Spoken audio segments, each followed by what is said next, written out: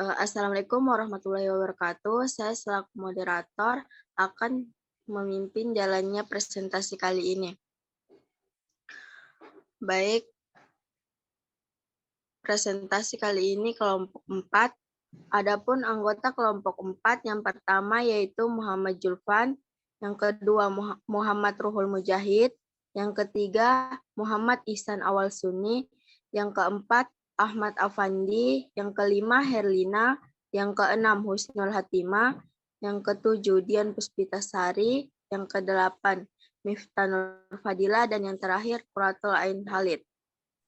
Untuk materi pertama, pengertian kombinatorial akan dibawakan oleh Saudari Quratul Ain.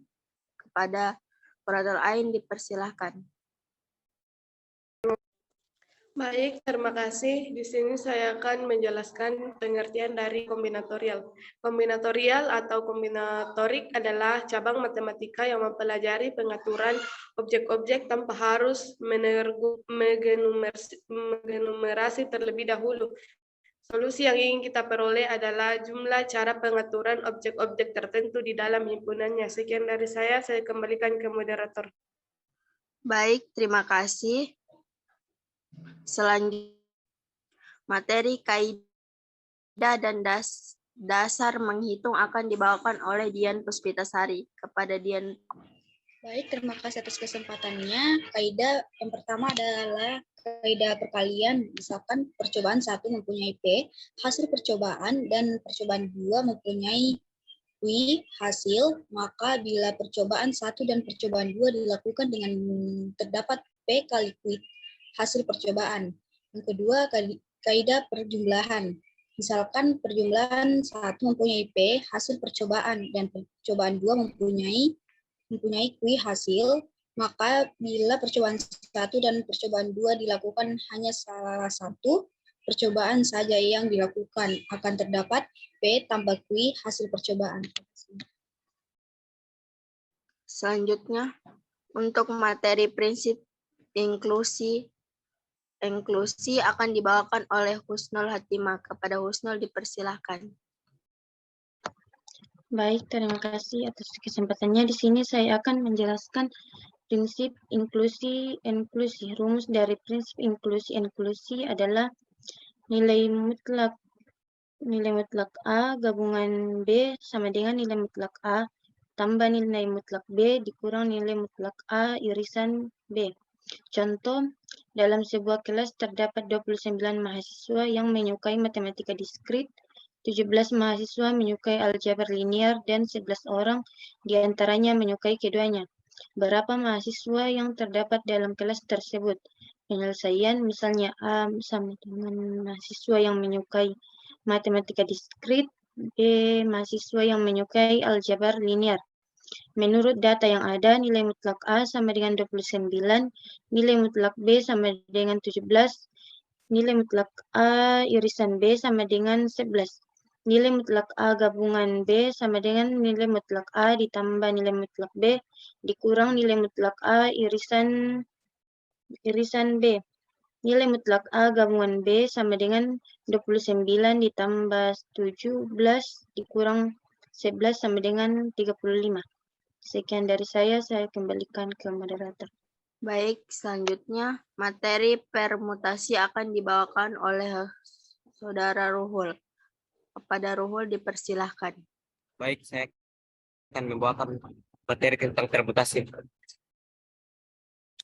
Permutasi merupakan susunan yang mungkin dibuat dengan memperhatikan urutan. Jumlah susunan yang berbeda dari pemilihan R objek yang diambil dari N objek disebut permutasi R. Lambang KPR dari N. Rumus dari permutasi yaitu permutasi R dari N sama dengan N kurang 1, N kurang 2, sampai N kurang R kurang 1. Sama dengan N faktorial dibagi N kurangi R faktorial. Permutasi melingkar dari N objek adalah penyusunan objek-objek yang mengelilingi sebuah lingkaran atau kurva tertutup sederhana. Jumlah susunan objek yang mengelilingi lingkaran adalah N kurang 1 faktorial. Permutasi dengan perulangan adalah banyaknya permutasi dari N objek dari N1 yang sama, N2 yang sama, dan seterusnya. Contohnya, tentukan banyaknya kata yang dapat dibentuk dari kata diskrit. N sama dengan 7. N1 sama dengan 2. Diambil dari huruf I yang sama yang berjumlah 2.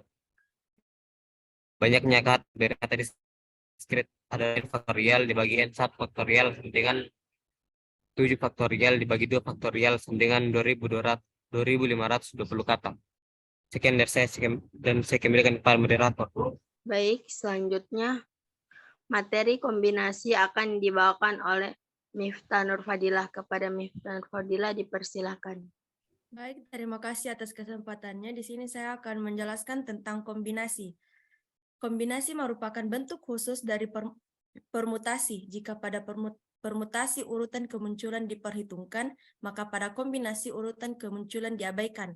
Jumlah pemilihan yang tidak terurut R elemen yang diambil dari P, buah elemen disebut kombinasi R, dilambangkan dengan kombinasi NR. Selain itu juga dapat terdapat kombinasi dengan pengulangan, yaitu jumlah kombinasi yang membolehkan adanya pengulangan elemen, yaitu dari N buah objek kita mengambil R buah objek dengan pengulangan diperbolehkan. Maka rumusnya adalah kombinasi N tambah R kurang 1 dari R sama dengan kombinasi tambah R kurang 1 N kurang 1. Sekian dari saya kembalikan kepada moderator.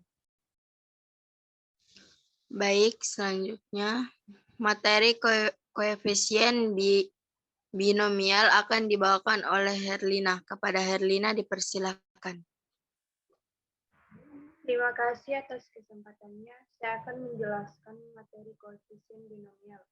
Pada teorema koefisien binomial, aturan untuk menjabarkan bentuk perpangkatan X tambah Y, N adalah 1, suku pertama adalah X, sedangkan suku terakhirnya adalah Y. 2, pada setiap suku berikutnya, pangkat X berkurang 1, sedangkan pangkat Y bertambah 1. Untuk setiap suku, jumlah pangkatnya X dan Y adalah N. Yang ketiga, koefisien untuk yaitu suku ke K tambah 1 adalah kombinasi N dari K, bilangan kombinasi N dari K disebut koefisien binomial. Terima kasih, saya kembalikan kepada moderator. Baik, selanjutnya untuk materi peluang akan dibawakan oleh Ahmad Afandi. Kepada Ahmad Afandi dipersilahkan. Baik, terima kasih. Sebelumnya saya akan menjelaskan materi peluang. Teori peluang awalnya diinspirasi oleh perjudian atau permainan yang hanya mengandalkan keberuntungan. Peluang suatu kejadian yang diinginkan adalah perbandingan banyaknya titik sampel kejadian yang diinginkan itu dengan banyaknya anggota ruang sampel kejadian tersebut. Yang kedua, himpunan semua kemungkinan hasil percobaan dinamakan ruang contoh dari percobaan yang bersangkutan. Setiap hasil percobaan di dalam ruangan contoh disebut titik contoh. Misalnya, ruang contoh digambarkan dengan S dan titik-titik contohnya oleh X1, X2, dan seterusnya. Maka S sama dengan X1, X2, dan seterusnya sampai XI. Sekian dari saya kembalikan kepada moderator. Baik, selanjutnya materi peluang diskrit akan dibawakan oleh Muhammad Ihsan Awal Sunni. Kepada Muhammad Ihsan Awal Sunni dipersilakan. Baik, terima kasih atas kesempatannya. Saya akan menjelaskan sedikit tentang materi peluang diskrit. Peluang diskrit. Ruang contoh yang jumlah anggotanya terbatas disebut ruang contoh diskrit. Discrete sample space, dan peluang terjadinya sebuah titik contoh dinamakan peluang diskrit dan disimbolkan dengan P. Kejadian atau event disimbolkan dengan E adalah himpunan bagian dari ruang contoh. Misalnya pada percobaan melempar dadu, kejadian munculnya angka ganjil adalah E sama dengan himpunan 1, 3, 5. Kejadian muncul angka 1 adalah E sama dengan 1. Kejadian yang hanya mengandung satu titik contoh disebut kejadian sederhana atau simple event. Sedangkan kejadian yang mengandung lebih dari satu titik contoh disebut kejadian majemuk compound event. Sekian dari saya kembalikan kepada moderator. Terima kasih. Baik, selanjutnya materi peluang kejadian akan dibawakan oleh Muhammad Zulfan. Kepada Muhammad Zulfan dipersilahkan. Baik, terima kasih atas kesempatannya. Peluang kejadian E di dalam ruang contoh S dapat diartikan sebagai jumlah peluang semua titik contoh di dalam E. Misalnya sebuah koin yang mempunyai sisi A dan sisi B dilempar ke atas sebanyak 4 kali. Berapakah jumlah kemungkinan muncul sisi A sebanyak 3 kali?